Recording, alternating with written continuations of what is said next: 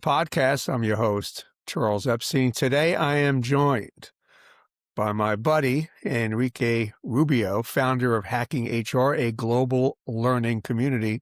Sometime back, Enrique joined me and my co-host, Michael Piker, VP Global Total Rewards at CHRO, to discuss why managers struggle to trust AI tools, how AI can sharpen our critical thinking, and how organizations can balance attention between risk and innovation. Today, we're going to be talking about a virtual boot camp that he's been leading.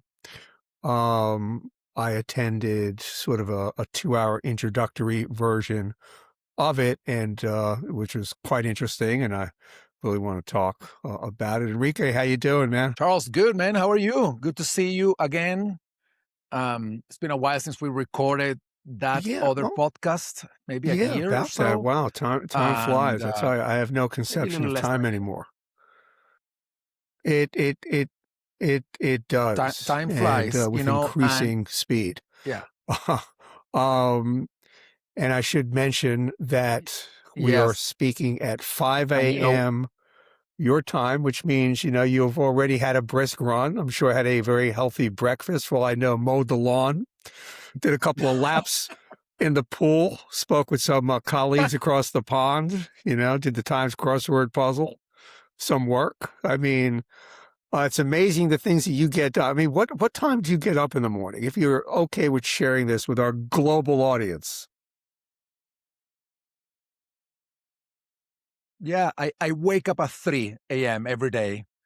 Every now and then I wake up a little earlier if I have stuff to do that are beginning a little earlier than normal, but my normal wake up time is 3 a.m. go to bed time? Oh man, I try to be sleeping at 8 p.m. I try to be in bed at 7:30. And it, as soon as I am in bed, generally I close my eyes and I fall asleep because, I wake up so early in the morning that my body doesn't need any, significant amount of time to fall asleep. But I try to be sleeping at 8 p.m. for the most part. Not always can I do that, but, generally for me at 8:30 p.m., I'm already I can having imagine. a hard time to stay up. You're not a guy I can talk to about the NBA Finals and my Knicks. That's not going to be on your radar. I feel ashamed of the fact that I don't follow sports too much, so I don't know what's going on. And then yesterday I was recording a webinar with 3 people, and they told me, I thought the Knicks had won the championship, and it was the one game that day or the day before, but I had found in this conversation that they were losing by like 20 points. And then they won by 1, I think. So it was like the turnaround, the longest, kind of like turnaround in terms of like, coming from behind and then, winning the game. So that I know because they told me yesterday. Get the information. I don't follow much of the sports. I do. I read about it. The good thing about waking up so early in the morning is that you get to do a lot of things when the world is still sleeping, at least here in the US. And then I can do a lot of stuff without being like, interrupted or getting, dragged down by responding to emails from that morning. But then, I miss out on some social life in the afternoons and the evenings. But it can be. It can I be enjoy both that ways too. at the same time. I set my alarm for 6:30, and I try to beat the alarm, or maybe it's not always a matter of trying to beat it, but I get up, and I tend to get up a little bit earlier than that, and I love that solitude. Not a creature is stirring, and the world is yours. It's still actually dark out. I enjoy that half hour. I make my cup of coffee. Yeah. I read. It's just a very relaxing time. I enjoy that. But Yeah. Because we don't get that often. I mean, maybe this is a conversation that eventually we have, right? But we need those quiet moments. We need those moments in solitude. There's nothing wrong with that. In fact, it is incredibly positive for your mental health, for your physical health, for your emotional health.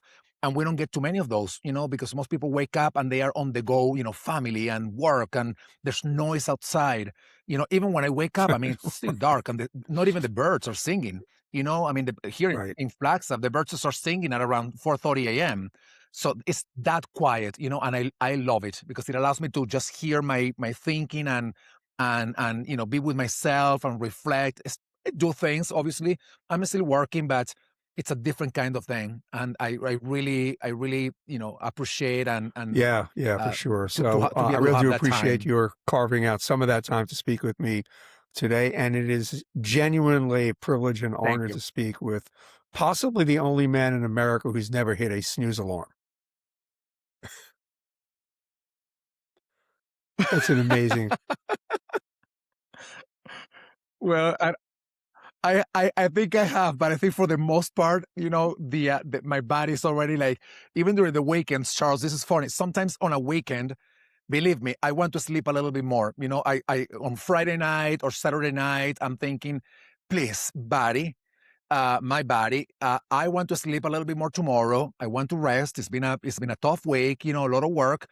And when I open my eyes, it's still dark. And all I'm thinking is like, please let it be like 5 or 6 a.m. And I look at the Right. clock, it's 3 a.m. So, so It's even during the hard. weekends when I try to condition myself to sleep a little later, yeah, your Yes, body yes, it's is, programmed. has the So memory, I right? really do want to talk about Yeah, this boot camp because yeah, I think this is a really fascinating project. So I yeah. mentioned that virtual 2-hour boot camp that I attended, and I'm assuming it was mostly CHROs. What was the composition of the? Yeah, it's very varied, very diverse. Given the topics that we talk about, we get a little bit of everything. Generally, it's still HR people, but it's very diverse in terms of the audience, and this is true for all the programs that we do in Hacking HR. It's a diverse group of people coming from literally everywhere in the world, at all levels, representing all company sizes, all industries, all regions. And you can do that just because these programs are virtual, and we don't put any barrier to anybody to attend. So yes, it's CHROs, but it's also a mid-level So manager, maybe a more if you junior would person. describe what it was all about, obviously I sat in and I spent all 2 hours. And describe to the audience what the focus was and what you were looking to accomplish in those 2 hours. Yeah. um, I have done a couple of boot camps right now, the 2-hour ones. And this week, when we're recording this, I am finalizing today, which is Friday. I'm wrapping up the 5-day, 2-hour per day, longer version of the bootcamp. So what these bootcamps do is they are very, very practical. So I just come in on day number one, which I did on the first 10 minutes of the podcast before. I share a couple of slides about what it is that we're going to talk about and what the goals for the bootcamp are, and then I go straight into building things with AI. And in the 2-hour bootcamp that you joined, the building things with AI was very sophisticated, but it was still the building that you do with AI within the shell of the web application, right? So meaning you build stuff on Claude, directly on Claude or ChatGPT or Gemini or Copilot on the web. What I'm doing in the bootcamp this week is I went a lot deeper than that, and now we not only are we building things with the web-based applications of these AI tools.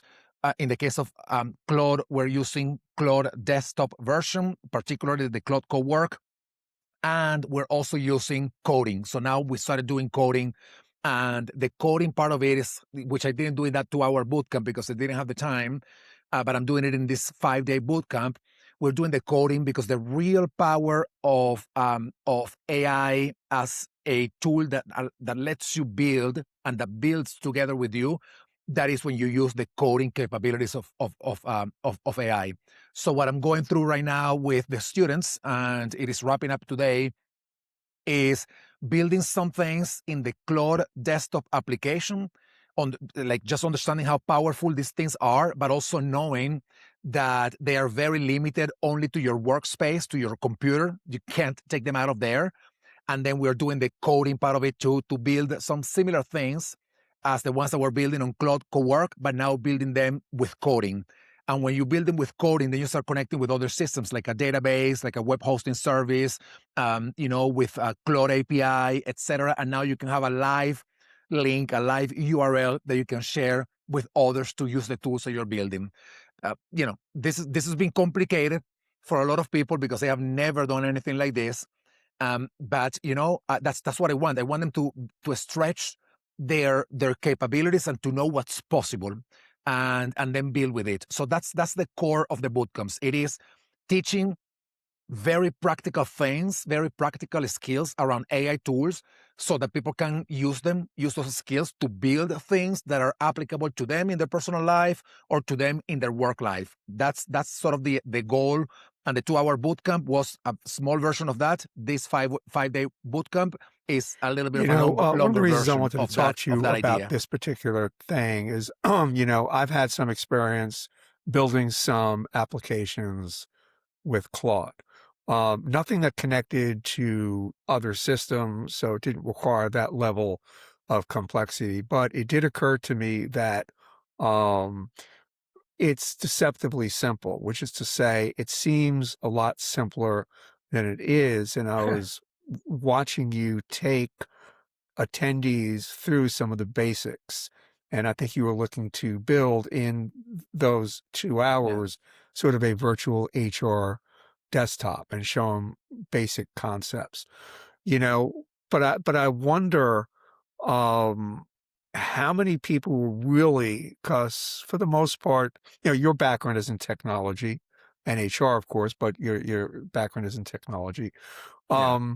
I was wondering during those 2 hours, how many people were still really uh, following, if there was sort of any drop off, and if in these follow-ups you're finding that people are getting it, and are you really looking to get them to a point where they can actually build this, or just understand the concept so they can actually work with people who do the coding or on the IT side of it, so they can have intelligent conversations with them? What ultimately is your goal with this? And where are people at? How are people responding? Yeah, that's a very good question. So I'm going to begin with one of the last questions that you asked. Nobody will be able to build anything in 2 hours. If you have never done that before and you're seeing it for the first time, the only chance that you have to build anything is when you start building the anything that you want to build. If you see somebody else building, what that is going to tell you is only what is possible, right? And it's still very limited, by the way. 2 hours or the 10 hours this week is a very limited amount of time to show what's possible. But I am showing what's possible, right? So if I am showing what's possible, and now you have that knowledge with you, then you have to make a decision. Do I want to build like a tiny version of what I know it's possible, meaning all I got to do is just go to Claude web-based or ChatGPT web-based and build 1% of what I know it's possible? Do I go to Claude Cowork in my computer and build the evolution of that 1%, and now maybe I am at 10% of what I know it's possible? Or do I go all in, knowing now what's possible? Maybe I don't know all the how-tos, but I know what's possible, and now I know that I can build it. So yesterday, let me give you one real example of this, by the way. And so this is like real. It happened to me yesterday, right? I was explaining something in the bootcamp. A lot of people were very lost, and I told them, there's nothing wrong with being lost. I mean, this is something that you have never, ever seen before. So I'm doing something that is completely new for you, but nothing that you have ever done, that you already know how to do. You knew how to do it from the beginning. You saw something for the first time. You felt frustrated and perhaps a little annoyed that you wanted to do it and you didn't know how to do it. and then you learned.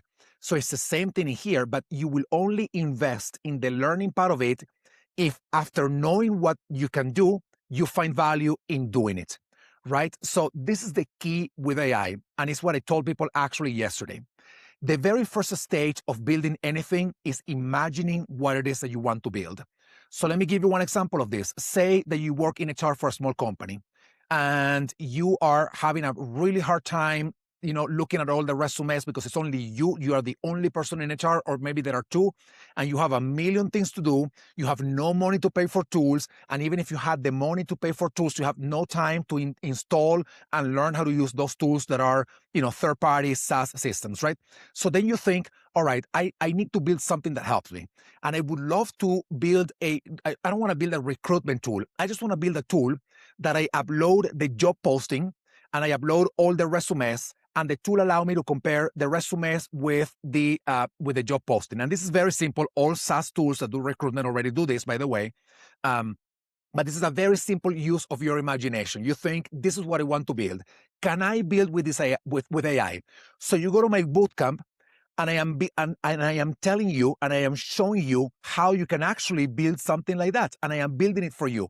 So after the bootcamp, you don't think whether you can do it or not, because you already imagine it. Now what you do is say, all right, let me start building it. And because I don't know where to start, the very first thing that you got to do is you go to AI and you say, hey, AI, hey, Claude, hey, ChatGPT, I want to build a recruitment tool where I can see side by side, on one side the job posting, and on the other side a ranked list of all the people that are most aligned with that job posting.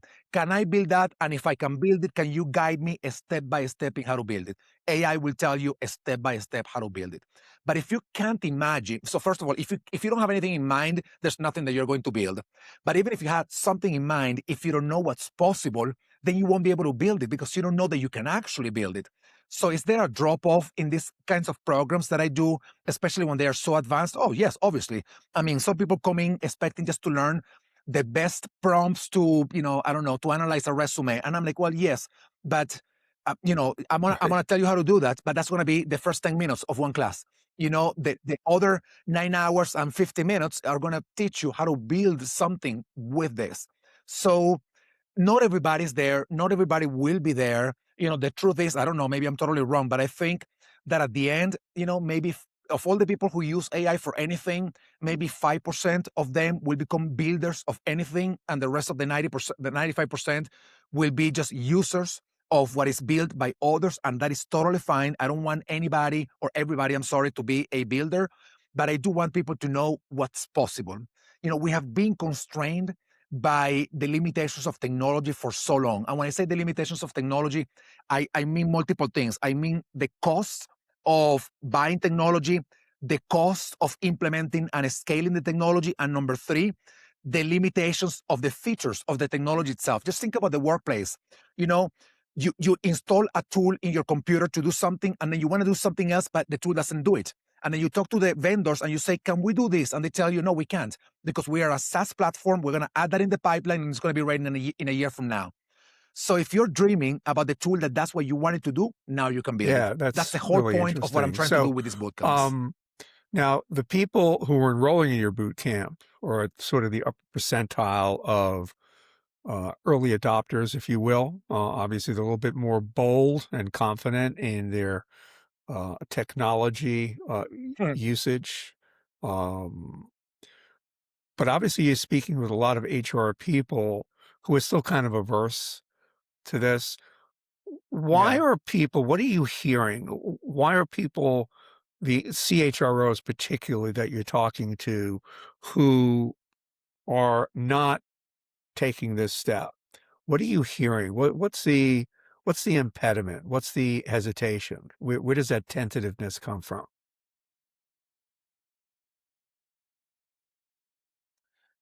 I perhaps the main reason is the gap in the baseline of technology knowledge, right? For example, I am an electronic engineer, so I grew up. Not grew up. I'm sorry. I academically I grew up in a world of technology. I trained for technology. I practiced electronic engineering for a while. So, that gives you a mindset of, even if I don't understand the concepts, I understand the fundamentals. And then I can understand the specific concepts and then the how to. But I'm not a software developer, even though right now I'm developing a bunch of different things. And I am developing them because I can do them with AI. There is a baseline of understanding of what I am doing for me to be able to do what I am doing. And that baseline doesn't require you to be a software developer. It requires you to have, once again, that baseline of technology understanding. Most people in HR didn't train for that. They don't have that baseline of technology understanding. So they go to do something and maybe they find some concepts and, even the visual, by the way, I use a couple of coding tools, visual editors. I use VS Code and Cursor. And even just looking at the tools itself, can be overwhelming because they look like a tool that is used by a programmer, by a software developer. So that alone can be overwhelming, just looking at the tool, opening it, and not knowing what to do. So I think that the main hesitation is that gap to understand the basics of technology, the baseline of what you can build, and then the fear that if you start building something, you are going to be breaking a system, and you really are not going to be breaking anything as long as the systems are using, not proprietary or protected data. As long as you're doing them in your computer and you're testing them out. So I think the hesitation comes from those two things: the fear of not understanding the baseline and the fundamental concepts, and second, the fear of trying to build something and feeling that you get stuck or that you are going to break something. Both of those things, by the way, you can overcome. None of those things are real, roadblocks for you to build something. You can overcome both of them. The software development part is the one thing that, unless you study software development and unless you become a software developer, overcoming that challenge would generally be incredibly hard. But right now, we don't have to be software developers. That is the key. That of the three things that I'm mentioning, the understanding of the basics, the fear of getting stuck or breaking a system, and understanding how to do software development, the first two we can overcome, and the last one we don't need anymore because AI can do that for us right now. So all I'm saying is the barriers that prevented us in the past from building things with technology, software anyway, those barriers are disappearing, and ultimately, maybe in our minds, we have the fear of, hey, somebody wanted to build a website. And, 5 years ago or 3 years ago, actually, even to build a website, you needed a software developer and a designer because just building a website was complicated. So you have that in mind and you try to build a tool and all you're thinking is about the website that was so simple that you couldn't build. Well, you don't need a software developer anymore to build a website, and you don't need the software developer anymore to build a tool, an app. So, that to me is what I'm hoping people in HR and everybody else understands, so that they know that those barriers that they thought that they knew existed before and they think continue to exist, that they know that those barriers don't I exist, think at a don't really bare exist anymore. minimum, the value that you're providing is demystifying something that a lot of people read about or they don't know a lot about. And I Yes. always learn from doing, you know, I often don't even use an instruction Yeah. manual. I'll just dive in and figure it out. And I have to imagine a lot of people learn that way. And particularly with this kind of thing, you need to experience it because otherwise it's very abstract. It's hard to get your mind around and it can be kind of scary. So I'm assuming at a Yeah. minimum, you're seeing some minds open just by touching the stuff, rolling up their sleeves and seeing the inner workings, as you say, the possibilities. Yeah. Well, it's yes, part of it is demystifying, the complexity of AI, and it's become a lot less complex because it's becoming a lot more intuitive, a lot more natural, a lot more organic, so to speak. That you can build something just by talking to it. I mean, you don't even have to type. If you go to Cloud Code or Cursor or VS Code, and you just talk to the tool and you say, hey, VS Code, I want to build an app that shows me the job posted on one side and the candidates on the other. Can you build this? And it's going to tell you yes. this is what you have to consider. What do you think about this, and that? What color do you want for the website? What web hosting you are going to be using. So ultimately, even talking to these systems has become very natural, the way you interact with them. But we still have that idea in mind that because all of this has only happened in the past 2.5 years or 3 years. So to undo the fear that we have built in people when it comes to technology for so many decades before, to undo that in a couple of years, that doesn't happen, right? And this makes me think about something else. I think we are, as a society, I think we are underestimating the power of AI to do things. I don't think we really know what the real power of AI still is, because we look at the data and we see all this the data saying that almost everybody in the workplace right now is using AI. Well, using AI is not what is the use of AI? What are we talking about in here? Opening ChatGPT to process an email, to help you write an email, that is not using AI. That is just having a tool in there to do something very meaningless and simple for you, as important as that may be for you. So I think we're underestimating the power of AI, and I think we're overestimating the things that people are actually doing with AI. I think when we say people are using AI, I just don't think it is what we're thinking about when we talk about using AI, and that's why I'm so, focused on making sure that people, even if they don't understand how to build something, they know that it is possible to build something. Because at some point, I'm going to imagine that every job, at least every knowledge work, or every knowledge job, will require people to use AI for something.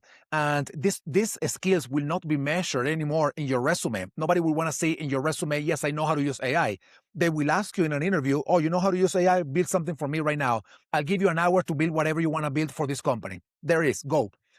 So again, it is not about, we have to put in quotes what using AI really means, right? So yes, I'm trying to demystify, the real power of AI, which is not just processing an email or writing something for you, or some You things know, of the kind. to that point, to the power of AI. So some of these people are taking the boot camp, to demystify AI, to learn about what it can do, how they can apply it to their work, how it can improve what it is they do. But in so doing, they're being exposed to how truly powerful this thing is, and it may exceed their own expectations. And I wonder Hmm. if there are some people who are getting actually, oh Yes. my God, I didn't realize you can do all these things, and this is what's on the horizon. It's going to start doing a lot of the things that I get paid to do.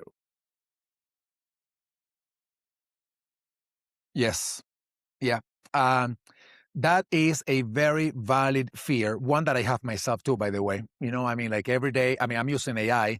That doesn't make me exempt of the implications of AI in the work that I do.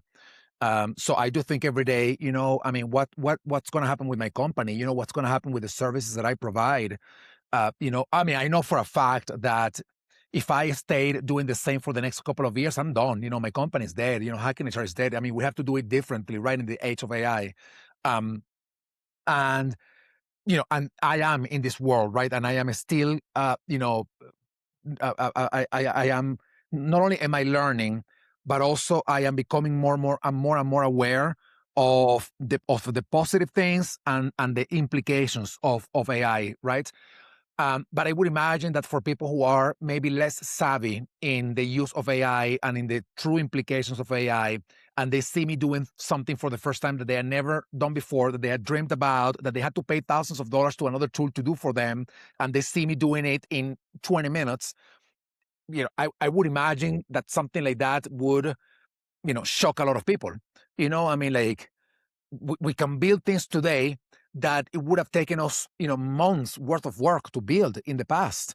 And we can build them now in an hour or in a couple of days, perhaps. And to see that happening right in front of you without you being a developer, by the way, without you having a massive team, that to me is just absolutely, absolutely incredible. So I think, by the way, I just wrote my book. It's ready now. I'm going to show you on the screen. my book on AI. It's called Our Existential Advantage: Human Leadership in the Age of Intelligent Machines. I'm going to send you a copy, and hopefully, your listeners can take a look at it. It ended up being a lot Excuse longer me, than I thought it Enrique, was going to a be. lot longer in writing or just But the length of the book or both? Well, both, and actually I had to cut Oh. 70% of the book because it was even longer. It was like 3 times this size. And the editor was like, no, you can't do something like that. So it's long, and it's a heavy book where I talk about the history of technological progression.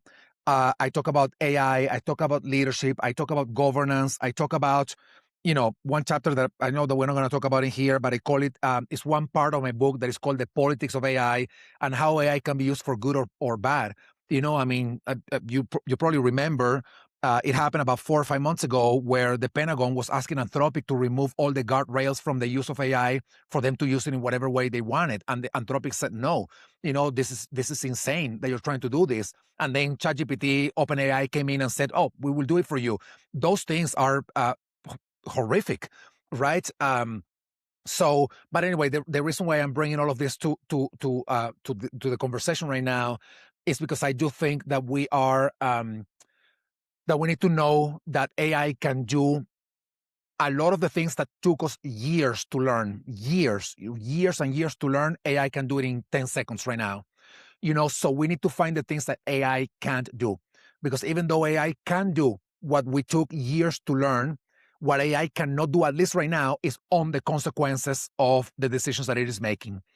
We humans still own those consequences. So if you build a system and there's a data leak from your system, or you provide the wrong recommendation to your people, and your people, the clients that you're servicing, are making the wrong decision because of something you told them with your AI tool, at the end of the day, AI doesn't care what happens, right? It is you who's going to have to own those consequences. So my entire book revolves around that idea that there are things that are existential advantages that we humans have, and at least in the foreseeable future, AI may not be able to replace them. I don't know if that's going to be true forever, but definitely not true right now. So yeah, that's not part of my bootcamp conversations, because the bootcamps are a lot more practical. But I always keep that little thing in mind. I always, the governance component of this is always something that I directly or indirectly I mention in see everything in that I every do. conversation I have to say, well, we're talking about AI now. This conversation may take on or may go in a completely different direction if we're talking 6 months down the road. Everything is moving so incredibly fast, and it Yes. seems like every week it's getting more and more powerful. And to your point also, as far as what people's perception of AI is, it's usually a generative AI. AI is becoming ubiquitous. It's becoming embedded in just about everything Yeah. we're doing. It's all over the place. So I think people lose sight of that as well. Yeah. Um, Well, and there are other implications to that. So let me just say this. In the past 2 months or 2 months and a half, Claude released 3 new models: Opus 4.8, Sonnet 5.6, and Fable 5, which came out literally 3 days ago while I was doing the bootcamp, by the way. Fable 5 is the public version of another model that they didn't want to release to the public because of the power of it. It's called Mythos. Um, but they released a little bit of a washed down, less powerful, but still incredibly powerful model called Fable 5. And they released that this week. So they are releasing these models. They are advancing so fast. And the scary part of this is these tools are amazing. These tools are so powerful, but we need to protect people. We need to protect humanity. And at least here in the U.S., we have a government that has completely relinquished its responsibility with providing the guardrails and the safeguards for technological development and AI development. There's right now it's the wild west in AI here in the U.S., not in Europe, not even in China, by the way. But here in the U.S., it's just absolute wild west. We have a government that is protecting the companies that are developing AI and not protecting the people that right now are are suffering from some of the consequences of AI, like people who are having severe mental health crisis, and AI is telling them to do something that is completely, unhinged.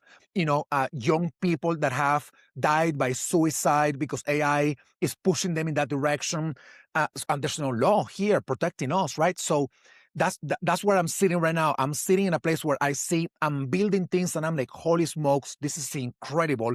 That me not being a software developer, I am capable of building all of these things so fast. I build them so fast. But on the other hand, I go to read the news and I see, a 14-year-old kid died by suicide because AI encouraged him to die, to kill himself. Another guy, was about to jump out of the 19th floor of his building in New York City because he broke up with a girlfriend, and AI was telling Yeah, him, yeah, you can no, fly. for sure. So this is true, by the way. This is not make up stories, of course. So, that's what I talk about in the book, and I talk about some of those components in the boot camps. The boot camps are practical, but I tell people, don't disregard the responsibility that you have, that once you build something, you now are responsible for what people are going to be using your thing for. So do it right. I will say Don't just do it that fast. Do it right. for our audience, the book, the link will be in the description, and as well as where you can sign up for the Thank boot you. camp. As far as the boot camp, I'm curious, what have you learned? Because obviously I'm assuming this is the first incarnation, and I'm A assuming lot. you're going to be doing other iterations of it.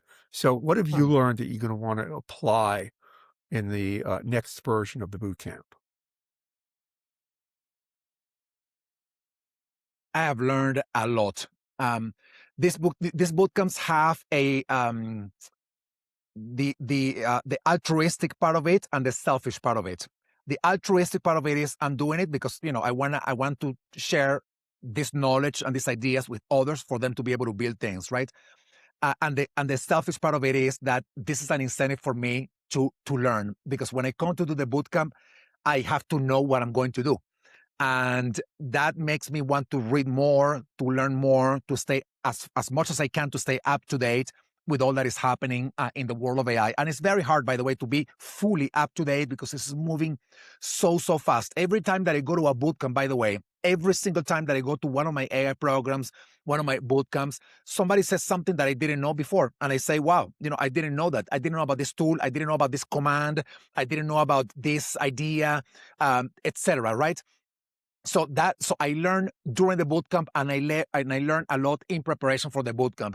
About tools that we can build, about inner connections that we can have with multiple tools. So, you know, I can go into specifics about specific things that I have learned, but the overall point is that because I'm doing them live and because I'm doing them so often, that keeps me up to date with all the developments in this world of AI. And that to me is, I call it selfish, but it's really a good thing that I can be learning these things so that I can teach them later on, to the people that I'm that Yeah, I'm that I'm I think that supporting through is these programs. intrinsic to any kind of teaching. You're also in the process of refining and expanding Should be. what Actually, I'm working on Yes. a Substack piece on that very topic. How that's one of the skills that you need to really develop, which is to say, teaching and mentorship and so forth. So, in this world of AI, that's something Yes. that's not easily Yeah. duplicated. That's something that your teaching can be augmented, enhanced by some of these tools, but it is a very human interaction. It's a very human kind of transaction, if you will, teaching.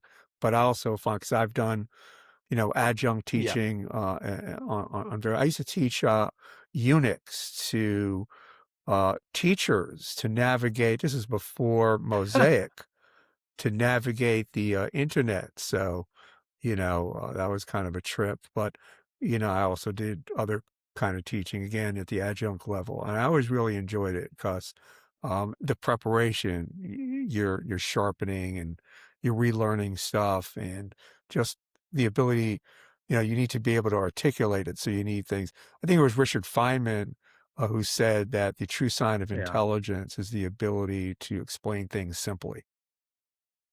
And it's a really interesting process to Yeah. come at that and Yeah. to convey things in that kind of simple way. Any additional thoughts, Enrique? I'm really looking forward to checking out your book, by the way. Oh, thank you. I think you're gonna like it. Yeah, lot of thinking, lot of effort. I mean, obviously, I used AI to help me out because all of my thinking was in in many different formats, things that I write, transcripts of conversations that I've had about AI, programs that I have taught with AI, and I put it all together with with the help of AI to help me organize it. And then obviously, it's just funny, that I use AI to help me do this, but there are things that AI wouldn't do. One of them was AI, at the end, in my interactions with AI to create my book, at the end, AI said, the book is looking awesome, but you have to Oh, go to a really? human editor, Wow. to get the further, refinements. And I did. Yeah, it did. It actually That's a recommended, it little said, bit the book that's a is little great, bit but scary. I We do know about recommend that you go with a sycophantic human AI, but all of editor. a sudden self-aware and humble AI, that's actually kind of a terrifying idea. Yeah, well, sycophantic AI is a real thing. I have trained my AI systems to be brutal with me, because I'm not seeking validation. I am seeking the closest thing to the truth, to objectivity that I can get. So if I was trying to get validation by writing, in the process of writing my book, I would have saved $6,000, not paying an editor and not paying a designer, just putting whatever thing AI gave me, out in the public. But I didn't want that. So, and I don't want that in the things that I build. So I always push, I use coding tools. And sometimes that's when you need the basic understanding, right? I use coding tools. I don't do the coding myself, but because I have the basic understanding of technology, sometimes the technology tool is telling me something. Oh, let's go this way. And I'm like, yeah, but what you're saying doesn't make sense. You're telling me to do something that it just doesn't make sense. And the tool says, I'm glad that you're pushing this way because you're right. I was going to take you in the wrong direction. You have to have a little bit of an understanding of that. But with the writing of the book, which is a lot less technological, but I still use AI to help me, was the same process. I put it on AI and I said, I always like to tell AI, create for everything that I do, create a list of criteria to assess the quality of what I'm producing and rate me on a scale from 1 to 5 on the quality, against this specific criteria, items that you selected. And I say, be brutal. I don't want you to be friendly. I don't want you to be validating. I want you to be brutal. So, the good things, it says, yes, here is like 4.6, here is like 2 out of 5. And then I ask, okay, if this is 2 out of 5, how can I close the gap? Right? Because I want to produce something that is good quality. I don't want to produce something faster just for the sake of producing it. But I know not everybody's seeking that out. I know some people are seeking out some level of validation, which, if you take that for granted, not for granted, if you take that for, at face value, then you hear AI telling you something and you're like, oh yeah, see, I'm right. If you have a fight with your spouse and you say, this is my spouse, this did this to me. And what do you think, AI? Oh yes, you're right. And then you go and fight more because you really think that you are right. And you may be completely wrong, by the way. The same thing with the writing of a book, the same thing with the development of a tool. So ultimately, you have to fight back this sycophantic behavior because the tools continue to be somewhat that way. So anyway, by the way, in the book I talk about all of that as well. I have one chapter on governance and one chapter or one part with multiple chapters on governance and one part with multiple chapters on the politics of AI. In both of them, I talk about the cases that I mentioned before. The case of Lowell Setzer III in Florida, a 14-year-old boy who fell in love with an avatar, and the avatar encouraged him for him to join her, the avatar, in the virtual world, and the guy killed himself. And then I talked about the case of, I can't remember his name, a young adult who broke up with a girlfriend. He was having a really hard time. He was talking with AI, and AI told him, go and jump after multiple interactions. Go and jump out of the 19th floor of your building because you are going to be able to fly. So I talk about all of that in here because we have to fight back that sycophantic behavior that Yeah, that AI excellent, has. So excellent. So anyway, again, yeah, all of it is in the book. anybody checking this out, you can get the book through the link in the description, and you're interested in the Basecamp, likewise, the link is there to sign up. Highly recommended. Again, I've only done the 2-hour virtual, but it was chock-a-block full of really good info, and obviously it's more in Yeah. depth. and I'm assuming more personalized when you do the more involved uh, Yeah. boot camps. But Enrique, thanks so much. I appreciate this. And again, a little bit down the road, Thank you, have Charles. you back on because you're in the thick of it. You do an amazing work speaking to a lot of people. So when I speak with you, I'm not just talking about your work. You're a good sort of way of gauging what people are thinking about vis-a-vis AI, what they're doing with AI. So we're gonna have to have you back on. But I do appreciate this, and I know I'm catching you in the middle of your incredibly busy day, and I really do appreciate you taking the time. Thank you, Charles.